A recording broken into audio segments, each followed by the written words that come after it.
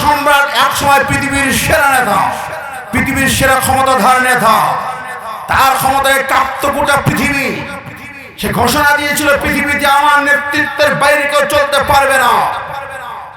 ওই নেতা 3 লক্ষ সেনাবাহিনী মরুভূমির মাঝখানে আল্লাহ নবী সামুল সাল্লামের বাহিনীর মোকাবেলায় হাজির হলেন। সূরা বাকারা খুলুন, 250, 49, 50 আয়াত দূরে দেখুন। সেই ক্ষমতাধর নেতা আসছে, 60 গজ লম্বা দেহ, সকালে নাস্তা করতে একটা উটের গোস্ত পুরো একা নাস্তা করতে। যুদ্ধের মাঠে 80 টন ওজনের হেলমেট। এই নেতা ঘোষণা দিয়েছে, মুসলমান তোমরা সবাই মিলে আমার সামনে আসবে, তোমরা সবাইকে হত্যা করে তারপর আমি সকালে নাস্তা খাবো। মুসলিম বাহিনীকে আল্লাহ নদীতে পরীক্ষা নিয়েছেন, মুনাফিক ছাড়াই বাছাই করে নিয়েছেন। 80,000 মুসলমানদের বাহিনী ছিল, নদীতে আল্লাহ পরীক্ষা করে ছাড়াই বাছাই করলো। তাফসীর ইবনে কাসির বলছে 4000 বেশি ছিল, আর অন্য কেতাবে আসছে বদর যুদ্ধের সমান 313 জন ছিল। সুস্থ 313 জন বদর যুদ্ধের সমান। এই 313 জন মাত্র। এরা বলছে দেখো আজকে আমাদের আর যুদ্ধ করা হবে না। কেউ কেউ বলছে মাত্র 3 লাখ সেনাবাহিনী কিনে যুদ্ধ করবো। আল্লাহ বললেন না, কাম মিন ফিয়াতিন কালিলাতিন গালাবাত ফিয়াতান কাসীরাতান বিইذনিল্লাহ। সংখ্যা যতই কম হোক ওদের মোকাবেলা জয়ী হবে। জোরে বলেন সুবহানাল্লাহ। আল্লাহ যদি ইচ্ছা করেন। ভাইরা আমার, কঠিন যুদ্ধের মাঠ। ওই নেতা ঘোষণা দিয়েছে আগামীকাল সকালে যুদ্ধ, মুসলমানরা সবাই আসবে, সবগুলোকে আমি একসাথে দলা করে হত্যা করে শেষ করে দেব, তারপর নাস্তা খাবো। উটের গোস্ত পাকানো হচ্ছে। 3 লক্ষ সেনাবাহিনী বলে তোমরা ঘুমাও, তোমাদের লাগবে না। সূর্য উদয়ের অনেক আগেই মরুর মাঝখানে হাজির নেতা, হুঙ্কার দিচ্ছে আসো মুসলমানেরা। আর মুসলিম সেনাপতি তালুত সার ভোরে ফজরের নামাজ পড়ে বলছে, সৈনিকরা তোমাদের মধ্যে কে আছো জালুতের মোকাবেলা করতে পারবে? ওই 313 জনের ভিতরে একটা ছোট্ট বালক ছিল, মাত্র 12 বছরের মতো বয়স। বালকটা উঠে দাঁড়ায় বলে, তা আমাকে অনুমতি দেন, আমি যথেষ্ট মোকাবেলা করার জন্য। জোরে বলেন না সুবহানাল্লাহ, আর জোরে বলেন না সুবহানাল্লাহ। ছোট্ট বালক দাঁড়াইছে।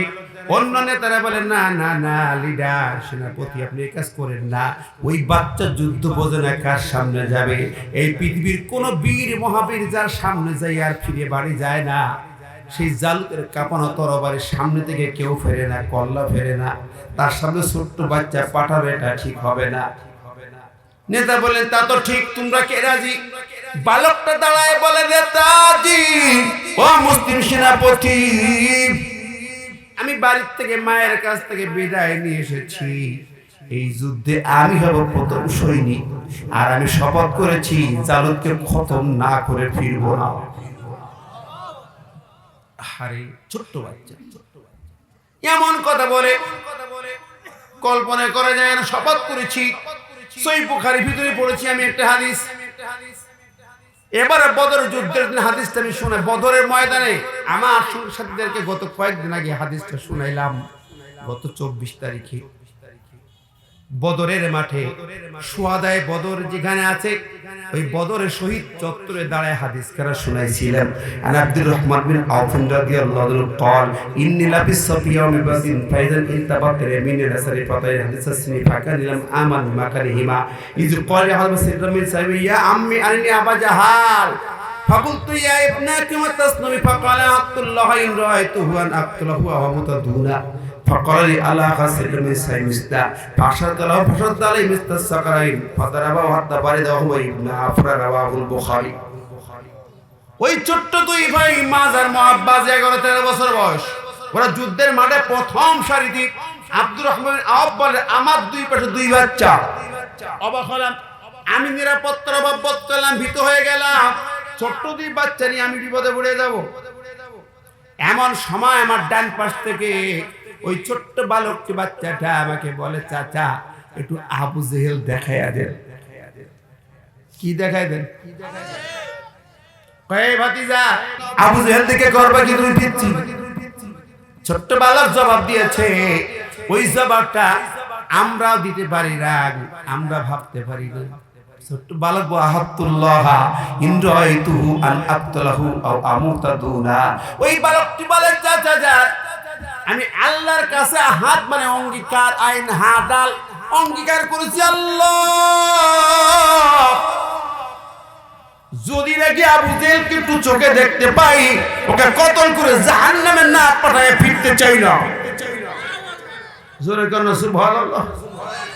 আব্দুর রহমান আব্বাল তুই ঝড়টা করবি, তোরে তো ভর্তা বানাই দেবে। চাচা যান, যদি আমার মারে আবু জেহেল আমি হাতে শহীদ হব, তো আবু জেহেলের হাতে মার কে শহীদ হব? আল্লাহু আকবার। সিংহের বাচ্চা কি বলেন, ঠিক না ঠিক? জোরে বলেন। আব্দুর রহমান বলছে, এবার আমি দুই বাচ্চা একই কথা বলছি। আমি যখন আশারতুল্লাহুমা ওদেরকে ইঙ্গিত দিয়ে বললাম ওই যে আবু জেহেল দেখা যায়,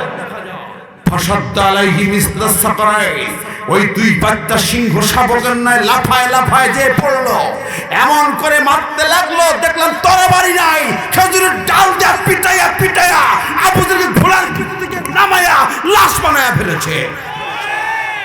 আল্লাহু আকবার। আজকের এই তরুণ কই? আজকের এই যুবক কই? আজকে মাস মুআব্বাস কই? এইরকম ছোট্ট তরুণের বড় প্রয়োজন, ঠিক না ঠিক? তাম পৃথিবী আমেরিকায় হুদিরা এখনো পর্যন্ত গাজায় প্রতিদিন আমার ভাইদেরকে মারতেছে, ঠিক না ঠিক? জোরে কর না। কিন্তু গাজার বুকে বিজয় হবে আশা করি ইনশাআল্লাহ। মাত্র 5 বছরের বাচ্চা পাথর নিয়ে দাঁড়িয়েছে, একদল ইসরায়েল সেনাবাহিনীকে পাথর দিয়ে দাঁড়িয়েছে, ঠিক না ঠিক? আজকে নিউজ, ইসরায়েলি মেজর সহ 3 কর্মকর্তাকে হত্যা করা হয়েছে গাজার ময়দানে।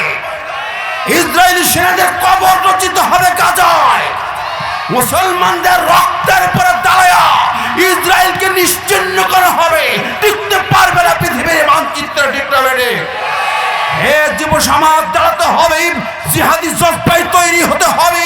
যদি গাজায় ডাক দেওয়া হয়, কোন মুসলিম যুবক বাড়ি থাকতে পারবে না, জিহাদের টাকা চলে যেতে হবে, মাজ মুহাব্বতের উত্তরসূরি হয়ে যাইতে হবে।